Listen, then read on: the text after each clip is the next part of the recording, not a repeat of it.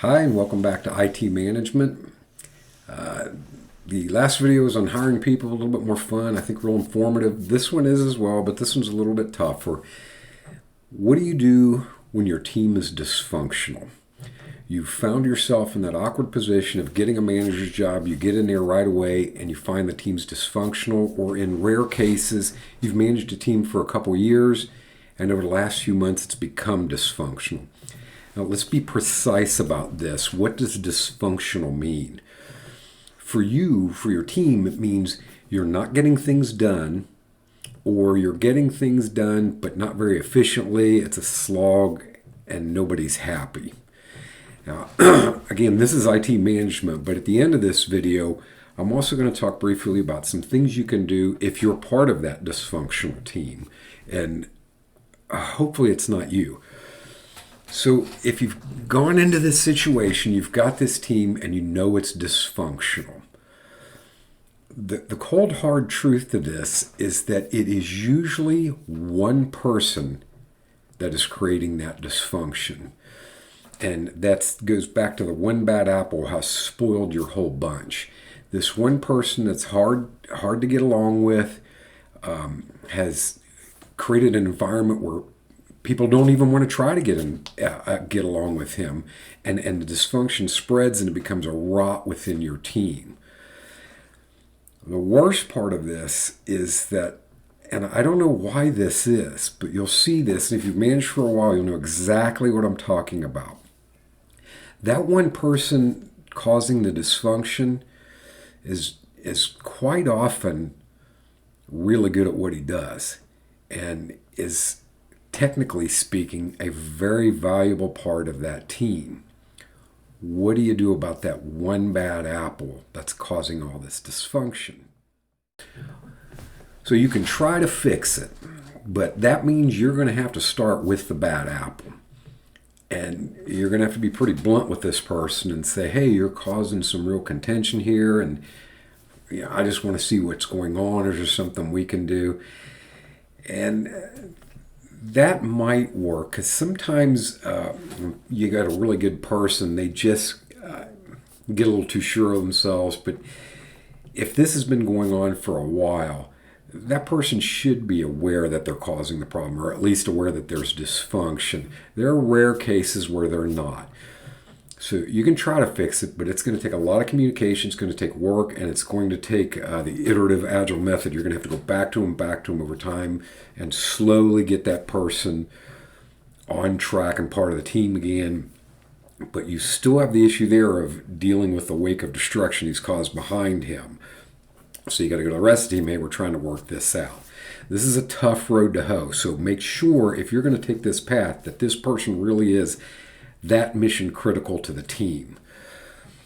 When they are really good workers, or they have this one skill set that nobody else in the company has, I've seen this happen where a manager will try to rebuild the team around the one person. This rarely works. It will for a while if you're lucky, but even then it'll go right back to what the problem was in the first place. The one bad apple just spoils the new bunch.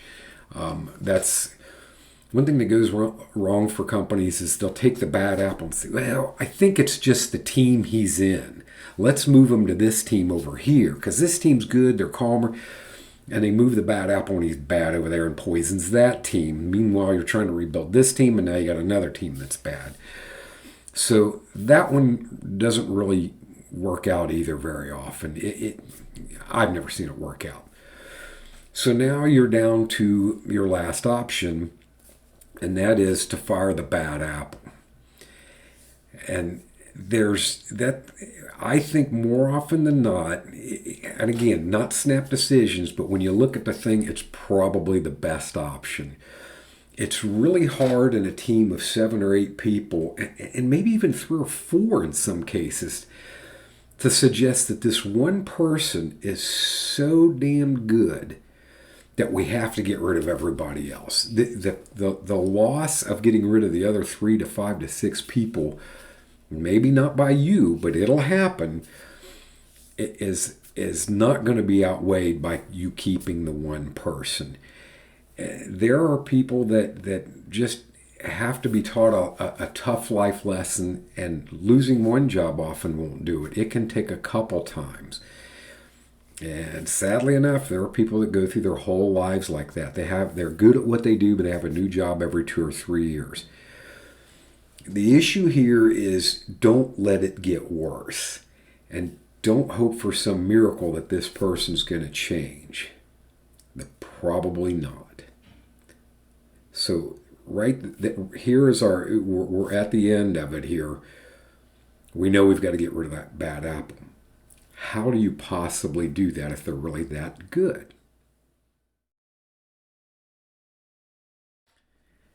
It turns out that piece is actually a little easy. It's just easier than you would think. It just takes a little bit of time. But the first piece of this is you got to figure out what is it that they're really good at. If it's one thing, then like you don't have a C# programmer at all. This is the guy. You can find other ones, and what you do is you bring that person in and you tell the bad apple, and you got to be strict. Hey, you're getting overwhelmed. You got too much work to do. We're going to take some of this off. And over a 3-month period, you let this new person take more and more and more of it. And then you get rid of them. The other way is if they all do the same thing, but one guy's really good, it's kind of the same thing, but you have to start challenging some of the other members of the team. They're going to know he's good, and you start taking some of his tasks and have them working on with him.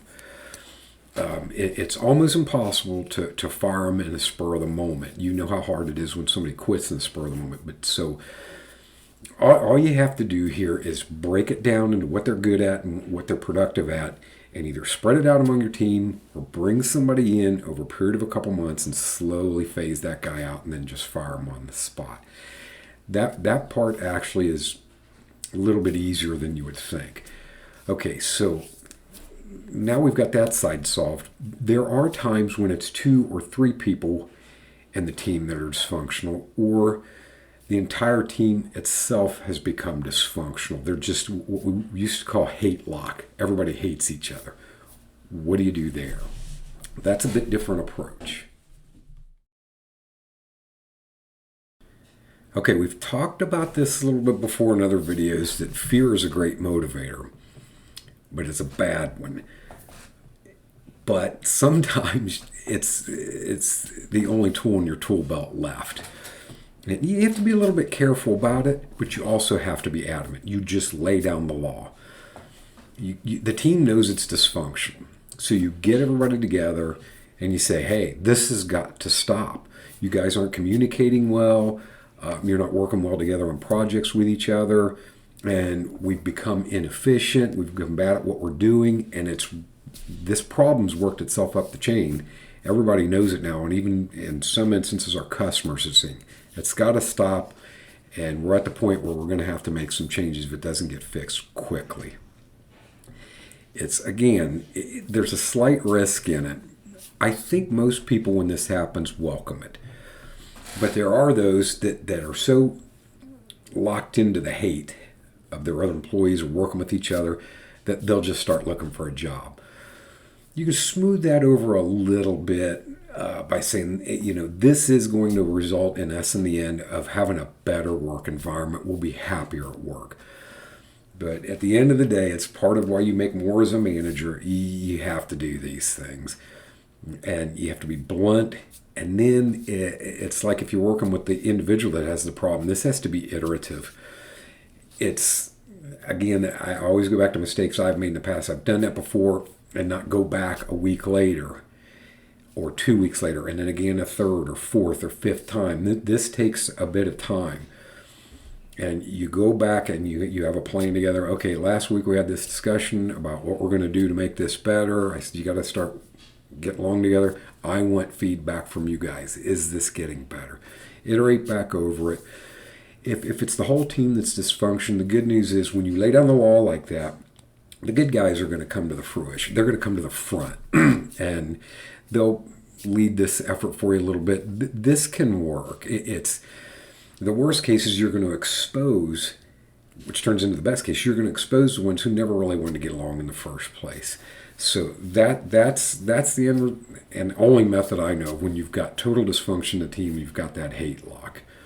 Lay down the law, be adamant, be precise what you want changed, and set hard timelines when you want this done, and then keep going back over it. Okay, so I said I'd wrap this up with one more little thing, and that's if you're part of a bad or dysfunctional team. And that can take some time, but there's not many options there. So we'll get through that, and hopefully I can give you a little bit of life advice having gone through it as well. Okay, this one is, maybe you're not the manager, but you're in a bad situation. You're in the middle of a dysfunctional team, or as a manager, the management team's dysfunctional.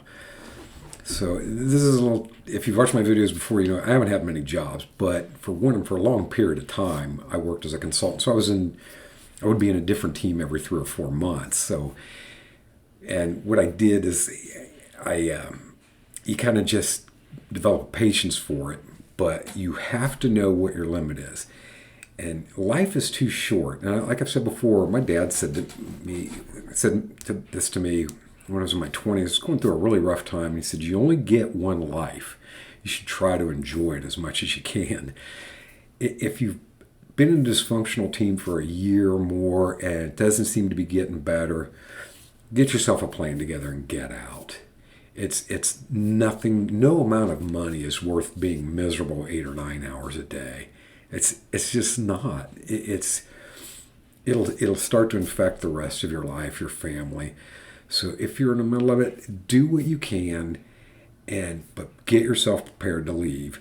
And what you'll find is the closer you get to thinking, okay, I got my resume together, I've put it out there, I've got some nibbles, you become a little bit more bold and assertive, and you might find that other people feel the same way you do, and there's some reception to changing things.